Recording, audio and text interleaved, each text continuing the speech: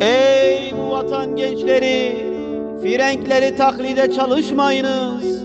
Aya, Avrupa'nın size ettikleri hadsiz zulüm ve adavetten sonra hangi akıl ile onların sefahet ve batıl efkarlarına ittiba edip emniyet ediyorsunuz? Yok, yok, sefihane taklit edenler ittiba değil, belki şuursuz olarak onların safına iltihak edip kendi kendinizi ve kardeşlerinizi idam ediyorsunuz.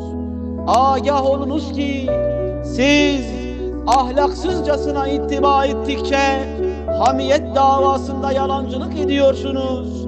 Çünkü şu surette ittibanız milliyetinize karşı bir istihfaftır ve millete bir istihzadır. Hedanallahu ve iyyakum ila sıratin mustakim.